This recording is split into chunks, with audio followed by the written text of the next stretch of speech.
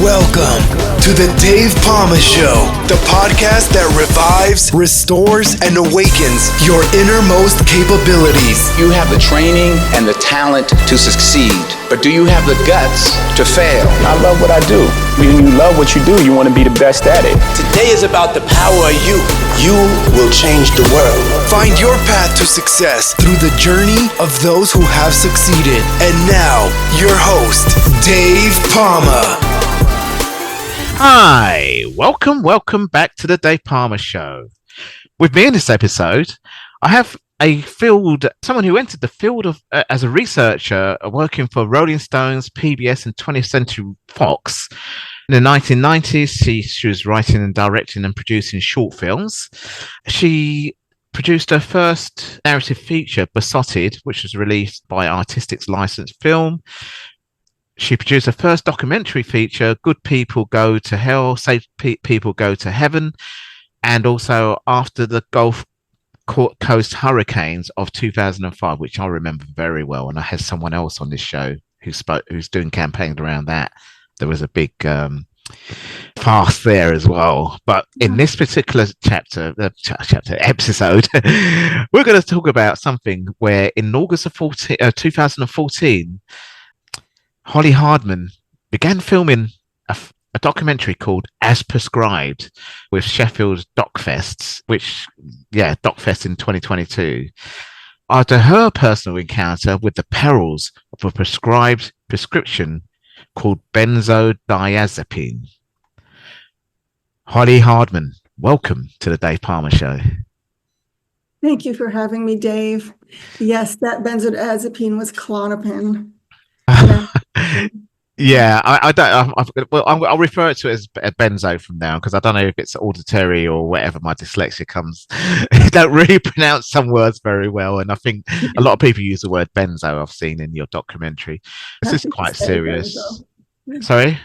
I'm happy to say benzo. Yeah, but obviously, as long as people know the full name, should this campaign obviously kick off something in the UK. This is a global show, by the way, so on par with your documentary, which mostly had Americans in it, but you did have some people from overseas because you said this actually is a global issue, even in Japan, with translators there. Yeah, exactly. So it really is everywhere. Yeah, I mean, at the end of the day, we're all human. I'm an ex-firefighter, and fire is fire. Firefighters are firefighters. It doesn't matter where it is, it's going to happen. And it's the same in the medical profession as well. We're all humans and we need these drugs, and we don't need this drug in particular, what I've seen in your documentary. So let me just kick off by asking you, what is the benzodiazepine illness? Because it's an illness, it causes an illness. And why was it important for you to make As Prescribed? Okay, because when I discovered that the problems I'd been having for years were the adverse effects of this benzodiazepine, Klonopin, the benzo, that I was told was perfectly safe. Well, as I was realizing that as sick as I was, that there were other people who were even sicker and more debilitated. And so I had enough enough functioning so that I was able to research this more while I was tapering. But I can tell you, while I was tapering off the benzodiazepine, which was very, very difficult, as you can see in the film, I also, I would want to read a research paper, and I would have to read it again and again and again. And the fellow in the film, just reading a marvelous book, something like Matt Samet's Death Grip, I must have read each page 5 times in order to understand it. So there's a real neurological injury that happens. I mean, I'm still recovering. I'm not 100% healed. And to know that something we're told is safe and harmless is actually hurting us, so many of us, not everybody, so thoroughly neurologically, there's something very wrong here, that there was not one doctor I had seen over the years who understood what the benzodiazepine was actually doing to the central nervous system. Yeah. And it doesn't do this to everybody because we're all different. The problem is there are enough people, millions, who do suffer with these adverse effects, and it can become this long-term sort of syndrome we call benzodiazepine-induced neurological dysfunction. Now, that phrase did not exist when I was tapering, and I was speaking to clinicians who were saying, what can we even call this? And it was wonderful that an organization, some of the people involved in the Alliance for Benzodiazepine Best Practices, working with some other people involved in the campaign, mostly US people, just worked together to come up with this a name for the syndrome. Yeah. So, I mean, well, let's go back to what happened to you first, because that's where it all started. So, I mean, I see you started this documentary in 2014, but it didn't really materialize until 2022. That's quite a long time, isn't it? That's pretty typical for the production. To really prove the point, sometimes you'll see a lot of documentaries that delve in deeply over a span of time. Yeah. They can take 10 years. You'll say, oh, wow, they filmed that 10 years ago. It's not atypical. But the story is, I didn't start production on the film until I had completed my taper. I started my tapering in 2012. It was in 2012 that I discovered that these problems I've been going to different doctors about, trying to understand what was wrong with me. Let's just go back a bit then. I mean, I don't want to pry into your medical health or anything like that. Right. No. But I just want to know really what was going on, why you took it in the first place, without actually spelling out your whole medical document. I mean, people don't really want to talk about that. Good question, Dave. In the 90s, I had CFSME. I don't know what that is, but myalgic encephalomyelitis is what was known as in the UK. I think in the UK it might be MECFS, but it's an autoimmune. Autoimmune, yeah. Okay. Chronic fatigue syndrome. Chronic fatigue, yeah. And so because the system is activated somewhat, glutamate, cortisol, there is a practitioner in the United States who kind of was telling anybody who was helping their patients with chronic fatigue syndrome that, if you give them this benzo, Klonopin, this will help them. This is something that they should take. So my doctor bought into it and put all her chronic fatigue syndrome patients on Klonopin. Well, I don't know if everybody was Klonopin, but we were all put on a benzodiazepine. It was probably Klonopin for everybody. I'm not positive, though. I never went back and did a study, but that's the assumption. And so that was the beginning of the end for me, I suppose. I mean, I actually did recover from CFSME, and that's good. But there were different things that entered my sickness story that I didn't understand, and doctors didn't understand. But they would always tell me it was just a chronic fatigue syndrome relapse. Yeah. And I went along with that for a while, and then soon enough I was saying, but this doesn't feel like chronic fatigue syndrome. I know what chronic fatigue syndrome is. Something else is going on. And then I was told it was metals toxicity, just different things. They were just because the issue, these issues around benzodiazepines, it just was not well known. Yeah. I mean, I did look at the documentary, but there were various people with various different backgrounds with different kinds of reasons for taking it and different symptoms, various different symptoms. Obviously, you didn't get that aggressive. I mean, drugs can do that to you, where you get that kind of violent, where the guy smashed up his own house and everything. That wasn't him. He changed his personality. Seems to have changed. Yes, and we then go rage. Yeah, rage. That's it. Yeah, and you could see he was quite ill from it, debilitated from it, I should say. So it was good that you got that capture actually, where you could get him some good footage, for him a bit before that happened. So that really Not easy. explained a lot, really, because you could see that wasn't really supposed to happen. They bought a nice house, they were a nice couple. It wasn't really supposed to happen, that, and obviously bringing the legal side to it. And then there was a brother with his other brother in court talking, and obviously saying, no, this isn't right. And obviously bringing a global issue as well. And then there was a rock climber, and his case was that he obviously, and this is a very common thing where people, I used to be an ex-athlete, and diet and sometimes drugs, because no, let's face it, there is, sometimes people take performance enhancing drugs when they shouldn't be, some, but at the end of the day, whatever happened to him, they put him on benzo. Do you see what I mean? Because he was just trying to enhance his performance through diet. I think that's what I got. A little bit. He was having panic attacks, and benzos are great short term for anxiety. They really are. But Matt's story is kind of interesting because when he was younger, he was even taking a benzodiazepine. I forget which one it was, Xanax maybe, recreationally.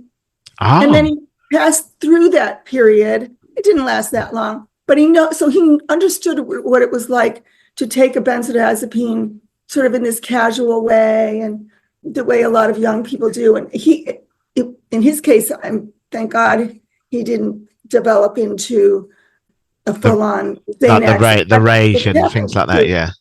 It happens to a lot of young people, which is that's a different story. We're talking about syndrome.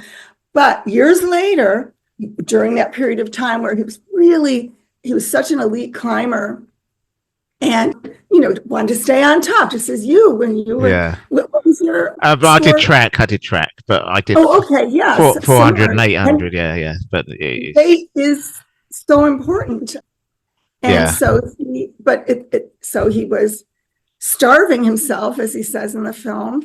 Yeah, and that's an invitation to sort of play around with your.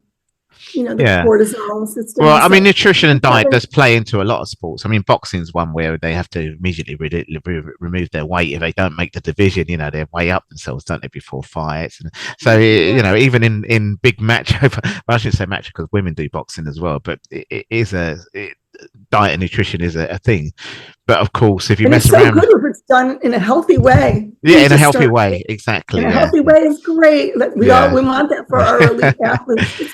Do it so that you don't end up, making a decision that Matt finally did. He was having panic attacks and he was given a benzo to help with the panic.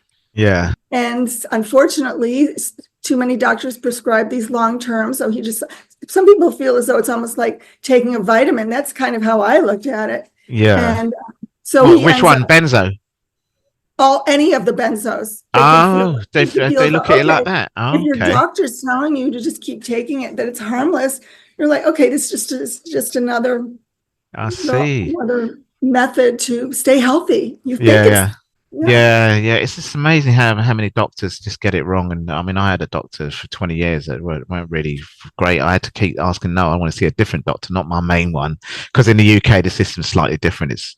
You can't just change your dots like that. You have to stay with the one around your area and they assign you one, kind of thing. But I suppose nowadays they're trying to make it, you're in the clinic, you can see any of those doctors in that clinic, but you have to stay around that area, You can't, unless you've got a lot of money, you can't just go across the country or even across to another country and pay for a doctor privately, Medical care, good health care is not easy anywhere. Yeah. But I think the UK and the US, it's particularly frustrating because my daughter was going to school sort of a year abroad in Copenhagen last year, and the healthcare she had there was excellent and affordable. Denmark, I heard, they're very good in a lot of things, really. It actually was even named the happiest country in the world at one stage, I think. So maybe they're getting something right. But they do look at healthcare as part of, what makes the country good as well, things like that. So. And of course, I don't want to leave out the poor people in Denmark who are suffering from bind, but I would definitely say in Denmark, visiting her, I felt that sense of like, let's lead balanced lives, let's embrace nature, let's make sure that we eat well and healthy foods, lots of vegetables and grown without GMOs. Mm. that sort of Yeah, thing. well, that's the hard thing is to grow it if you live in a city or something with no nowhere to grow it. But yeah, I mean, you got the option obviously of organic, but then how long can you keep it for and things like that. But the main thing is Right. if you try not to make it too complicated, just advocate, fresh fruit and veg as healthy as possible. Sometimes Yeah. dried vegetables and dried fruit and veg, it can be more healthier than one left on the shelf for ages, because the vitamin can dry out and things like that. But let's not digress here because people know that's something people should know really. But yeah, Denmark probably It's had part of that. our eating healthy is part of our message, though. Yeah. Eating Oh, healthy, right. Okay. very Yeah. much. Yeah. Yeah. Yeah. Yeah. Oh, that's good. That's good then. So I was just, I had a question in mind now and it went now, but it doesn't matter anyway. I was just Oh, thinking, I could say you brought up people being put on these for different reasons. One of the reasons there's so many reasons I loved filming Geraldine Burns, but one of the initial reasons I was excited about filming her was because she was put on a benzodiazepine for an infection. She'd never oh, experienced anxiety. She'd never had a panic attack, and all these things, never anything like agoraphobia. And it was just a mistake a doctor made mm, after she had given birth to her second child, and she just had this heavy feeling that she couldn't understand. And this is so typical. And a doctor said, "Oh, I guess that's depression or that's anxiety." yeah, Some thought it was like psychological. yeah, yeah. So he threw the benzodiazepine at her. Her first benzo, I think, was Ativan. And there you go. Mm. Now, So Geraldine, what is it? Does it affect the neurotransmitters or something, or the absolutely. nervous systems as well? And it just kind of Specifically GABA.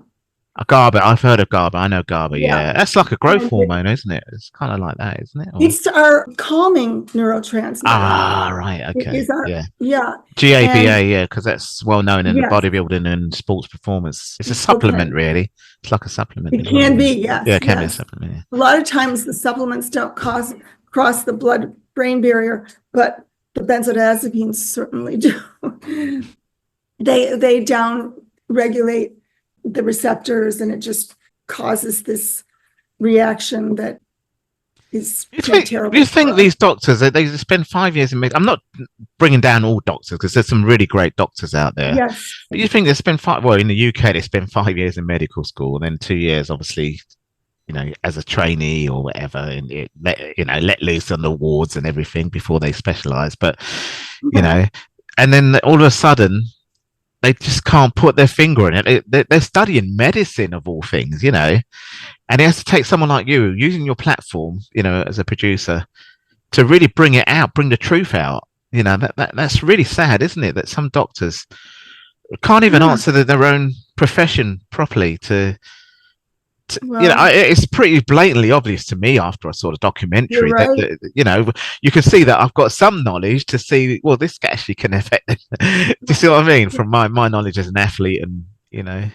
So why were we, as a society and practicing clinicians, why didn't they know? And it had a lot to do with the initial marketing of the This is the benzos. thing. It's this also became more apparent during the pandemic with the vaccines and everything else. It was a trade war of pharmaceutical companies. They're the ones with the big bucks. It's not the doctors. They're the ones that are really saying, because they want to make money, don't they? Yeah, it's So the about doctors, the doctors the marketing. sometimes, yeah. So the doctors don't really. They say, well, just take that because the company says take that. Some people didn't want to take the COVID vaccine, because they're just thinking it was a financial thing between the companies, and there was one that was causing blood clot, I think, and then they kind of had to retract it. They all had. I mean, everything has a side effect, but when you look at the balance, I know in my case, I happily did the Moderna vaccine for a time, and I've just had mine. I really did know people who were dying, but the thing is, I also know people who were harmed, and I feel terrible for them. And I think maybe the messaging, because I feel as though I was given messaging from the get-go that warned me about possibilities with, well, actually, I think you can find this with pretty much everything. And not everybody has access to that easily. But going back to the benzodiazepine marketing, the sort of literature that was created for doctors to basically lie to them is a form of lying, just really obfuscating the truth. Because in the initial trials that Roche ran, it was clear that these were causing difficulties. Like there were some real adverse effects, but none of them ended up being reported in the marketing. It was only the good news because, yes, I mean, anybody will tell you it's a quick fix and they work very well and you just don't think anything's odd. It's just, it's over time. And that's what they suppressed. They did not release the information that they knew about the adverse effects. And that has created, here we are decades later, still buying into the initial marketing claims of the company was Roche Laboratory, or was actually Roche, was it Roche Poulenc at the time? Well, I don't want to, I'm going to get this wrong. It's just don't get someone saying you called my name up here. No. Roche. No. And then the other, because when the other big pharmaceutical companies saw how successful they were, they wanted their brand too. So they came up with different brand names that they could sell for quite a bit of money. And, now most of the sales are with the generics and the damage has been done. Yeah. I mean, it's really sad, really, that doctors are put you on something that can cause a lot of harm like that. Just think about it. People don't become doctors because they want to harm people. No. Well, as I said, I mean, there are a hell of a lot of good doctors out there, and some of it is pharmaceutical company influence because they're the ones that are big bucks, and it's really a marketplace, especially in America. But even in the UK, it's kind of a, which drug company, which kind of with the doctors, but it's a slightly different system here. But even so, they tend to have the big influence on the medical profession. Definitely, and the sales in the UK, even though the prescribing the NHS has sort of cracked down a little bit, but still the sales reports for the UK they're still increasing. Yeah.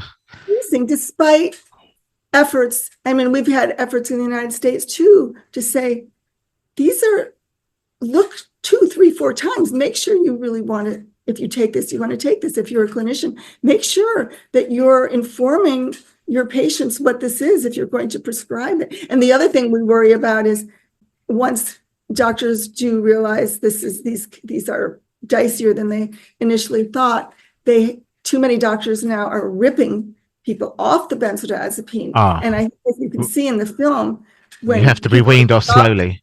Abruptly, exactly. Yeah.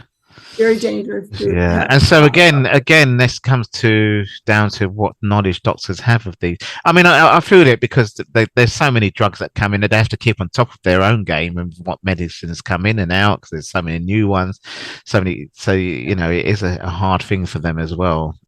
But yeah, they have to be careful as well. So what next for you? I mean, obviously, before we go, you've made this documentary now, which obviously spent it's a big part of your life, really. What's going to go on next now? It's still going on. I've been so tempted to. There is a project that I've been in discussion about, but there's so much time that needs to be devoted to this benzodiazepine issue because more people need to see the film, and then we need to have discussions that result in changed behaviors and better information about what we can do to stay healthy and what we can do to handle everyday anxieties and the heartbreak of depression and just all these issues, these sort of maladies that are just part of human life that we can handle in safer ways and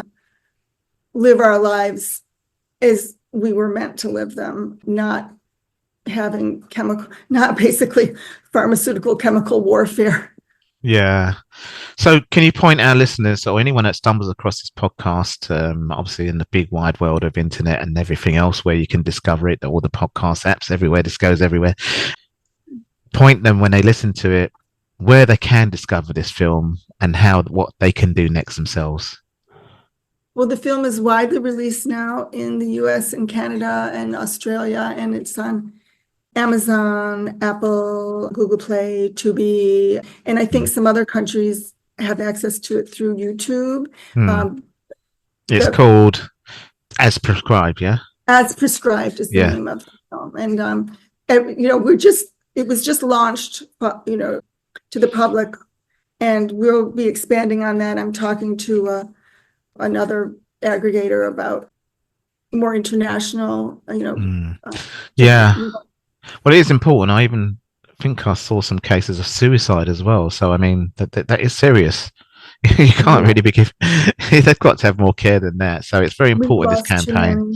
Yeah, it's very important, this campaign. That's why I stay involved. Yeah, great. Well, fantastic. Well, I hope listeners will pick this up, and obviously anyone that has been affected, please obviously either use this campaign as a way to spread the message more as well. But Holly, we have run out of time, and I'd probably love to have a catch up with you again, because this is probably something you have close to your heart that you spend a lot of time on. I'm sure you do other films as well still, do you, or not? Oh, I am. As I was saying, there's another project that I'm inching toward, but then I walk away because I just feel so connected to this cause. Right. So than a film, it's a cause. Yeah. And Yeah. I survived it. I want other people. I don't want anybody else to have to go through this. No, absolutely not. Well, Holly, I really appreciate you coming on to spend some time to explain the importance of this to the audience today. And I really thank you for coming on the show today. Thank you so much for having me, Dave. That's all for this episode. Thanks for listening. And remember, if you want to support what we do, then share, subscribe, and leave a review over on Apple Podcasts. Or head over to my website, davepalmer.com, and click on Rate Show. Well, that's all for now, but I'll see you in the next episode of The Dave Palmer Show. Follow us on Facebook, Twitter, and Instagram.